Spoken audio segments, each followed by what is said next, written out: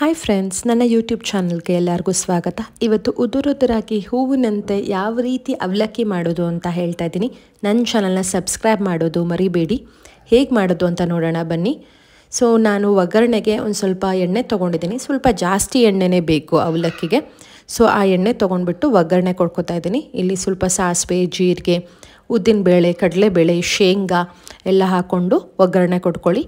ಅದೊಂದು ಸ್ವಲ್ಪ golden brown ಬರ್ತಿದ್ದಂಗೆ ನಾವು ಈರುಳ್ಳಿ ಹಾಕ್ಕೊಳ್ಳೋಣ. ಅದ್ರ ಜೊತೆಗೆ ನಾನಿಲ್ಲಿ ಸ್ವಲ್ಪ ತರಕಾರಿಗಳನ್ನೂ ಹಾಕೋತಾ ಇದ್ದೀನಿ. ಅದು ಕಂಪ್ಲೀಟ್ಲಿ ಆಪ್ಷನಲ್ ಕೂಡ. ಸೊ ನಾನಿಲ್ಲಿ ಸಣ್ಣದಾಗಿ ಹೆಚ್ಕೊಂಡಿರೋ ಕ್ಯಾರೆಟು, ಬೀನ್ಸು, ಅದ್ರ ಜೊತೆಗೆ ಬಟಾಣಿನೂ ಹಾಕ್ಕೊಂಡಿದ್ದೀನಿ. ಜೊತೆಗೆ ರುಚಿಗೆ ನಿಮಗೆ ಎಷ್ಟು ಖಾರ ಬೇಕೋ ಅಷ್ಟು ನೀವು ಹಸಿಮೆಣಸಿನ್ಕಾಯಿ ಹಾಕ್ಕೊಂಡು ನೀಟಾಗಿ ಬಾಡಿಸ್ಕೊಳ್ಳಿ. ಸೊ ಈ ಹಂತದಲ್ಲಿ ನೀವು ಶುಂಠಿ ಬೆಳ್ಳುಳ್ಳಿ ಪೇಸ್ಟು ಜೊತೆಗೆ ಹಿಂಗು ಮತ್ತು ಸ್ವಲ್ಪ ಉಪ್ಪು ಕೂಡ ಹಾಕ್ಕೊಳ್ಳಿ. ಉಪ್ಪು ಹಾಕ್ಕೊಳ್ಳೋದ್ರಿಂದ ತುಂಬ ಬೇಗ ತರಕಾರಿಗಳು ಬೇಯುತ್ತೆ ಕೂಡ. ಸೊ ಇದೆಲ್ಲ ನೀಟಾಗಿ ಸ್ವಲ್ಪ ಬೆಂದಾದಮೇಲೆ ಸ್ವಲ್ಪ ಟೊಮ್ಯಾಟೊ ಹಾಕ್ಕೊಳ್ಳಿ. ಸೊ ಅವಲಕ್ಕಿಯಲ್ಲಿ ಒಗ್ಗರಣೆಗಿಂತ ತುಂಬ ಇಂಪಾರ್ಟೆಂಟ್ ನೀವು ಅವಲಕ್ಕಿನ ಯಾವ ರೀತಿಯಾಗಿ ವಾಶ್ ಮಾಡ್ಕೋತೀರಾ ಅನ್ನೋದೇ.